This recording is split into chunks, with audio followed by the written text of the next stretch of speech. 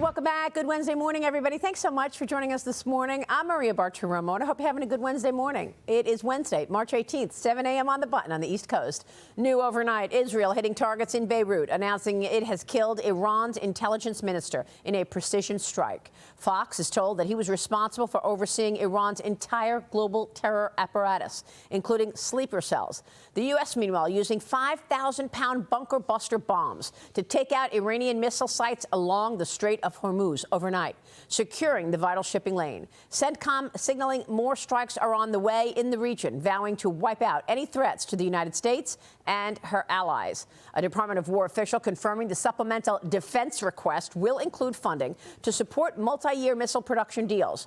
Lawmakers confirming my reporting that the package could be upwards of $50 billion. Joining me now is Arkansas Congressman Rick Crawford. He is the chairman of the House Intelligence Committee. Mr. Chairman, great to see you this morning. Thank you so much for being here. Yes, ma'am. I think it's really interesting how the U.S. and Israel have divided their issues and divided their roles in this war, with Israel taking out the leadership of Iran and the U.S. taking out these sites. What can you tell us about the strategy? Well, I think it points to the relationship and the coordination with Israel on this. It's obviously you can do multiple things at different times, and essentially allowing what they're good at, where they're positioned geographically, to use that as an advantage and to strike targets that are important to this whole effort, while the United States focuses on other targets, and really with the coordination of our commanders. And I think it's actually a pretty good testament to the level of cooperation and the relationship that we have with Israel. And of course, the intelligence has been critical here, from the CIA and intelligence that has identified specific sites and people. In terms of the intelligence, what's most crucial? You know, we've had all kinds of intelligence on the state of the leadership in Iran. We've had intelligence that I think the Israelis have capitalized on with regard to what's taking place in Lebanon. There's just a variety of things. I think there's also a whole lot of economic analysis that give us greater insights into what the state of the economy is as a result of closure of the Strait of Hormuz and what it's going to take to reopen that. I think the United States and under President Trump and the leadership at the Secretary of War Hegseth has done a really masterful job in making sure that the strikes are targeted at military targets only, with very limited, if any, collateral damage to the economic engine of Iran, that is to say the oil industry and other things, so that when we get on the other side of this, the Iranian people are in a position to not only take back their country, but do it in a way that they can actually pay for and capitalize on an industry that serves the Iranian people. So, Mr. Chairman, today, of course, national security officials set to testify before the Senate Intelligence Committee on the global threats to America. One day after National Counterterrorism Center Director Joe Kent resigned his post, writing on X, quote, "I cannot in good conscience support the ongoing war in Iran. Iran posed no imminent threat to our nation, and it is clear that we started this war due to pressure from Israel and its powerful American lobby." Mr. Chairman, you're going to lead the full House hearing on the 2026 Worldwide Threats Assessment. First, give us your thoughts on Joe Kent stepping down and, of course, the worldwide threats as well.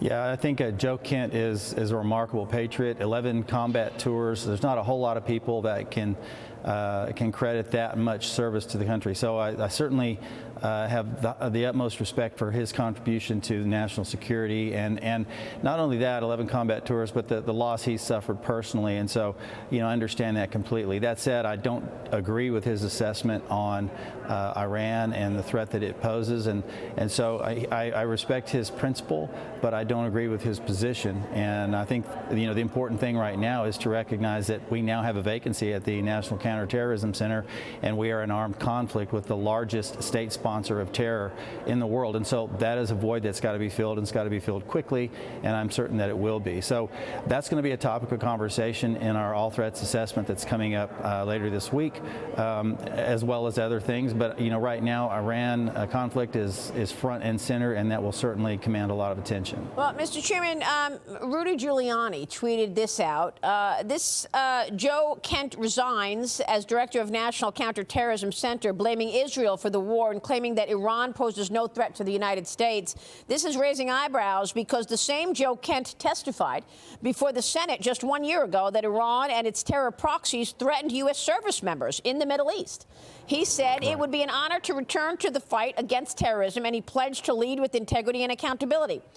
Rudy writes, so what happened, Mr. Kent? There are some unanswered questions. Is there a discrepancy there?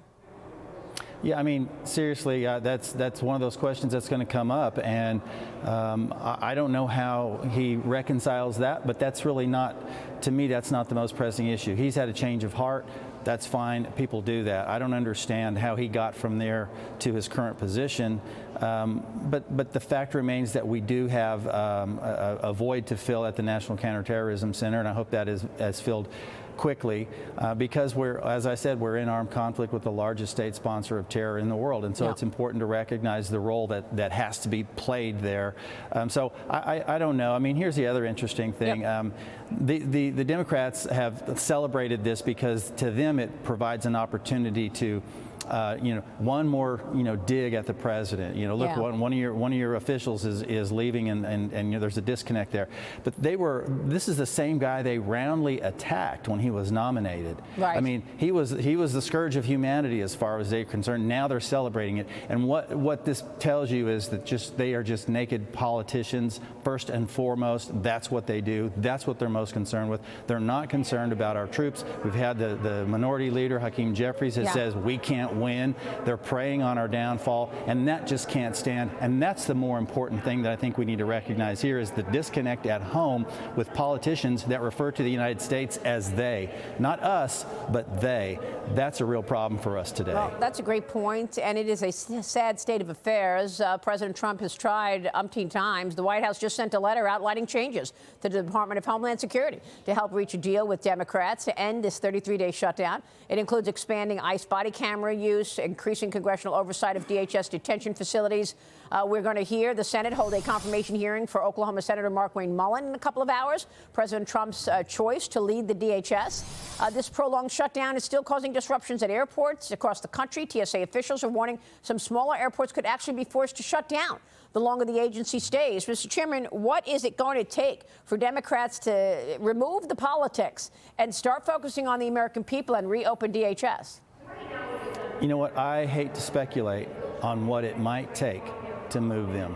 God forbid another calamity along the lines of a 9/11.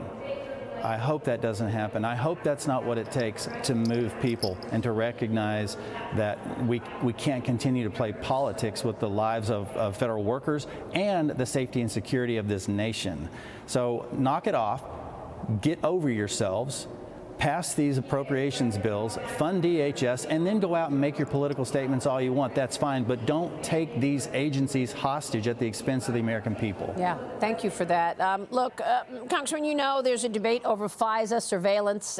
Yesterday I spoke with Anna Paulina Luna, and she'd like the SAVE Act in some way attached to the FISA surveillance debate. The Senate, of course, cleared a major procedural hurdle, voting to open debate on the Save America Act, triggering days of a marathon debate showdown. Senate Majority Leader John Thune says he's pessimistic that the Democrats are even going to participate, and that, of course, they're not going to get the 60 votes needed to pass this voter ID legislation. What do you want to tell us about surveillance versus civil liberties? Because we know what Anthropic said, right? They don't want to be involved in mass domestic surveillance. And of course, the Save America Act. Will it ever get to the president's desk? Well, the Save America Act is one of those things that I think 80% of the American people want to happen, and it's really a shame that we're kind of constrained by this arcane rule over in the Senate that prevents that bill from being successful. That's really a problem, and I think the American people don't fully understand why. I mean, I'm one of those people that don't fully understand, and in fact, I'm sure there's some people, there's some senators that don't fully understand why, and that's troubling. But it's delicate balance that we have to strike, and we're going to keep on keeping on. Mr. Chairman, do you support renewing FISA 702 without major reforms? We know plenty of American citizens who were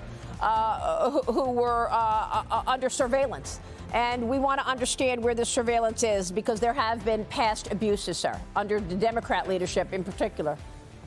Absolutely, you can do both things. You can provide that vital national security tool and at the same time protect American civil liberties. We've got to thread that needle. It can be done. It's been done before. We've got 56 reforms that were implemented in the last authorization.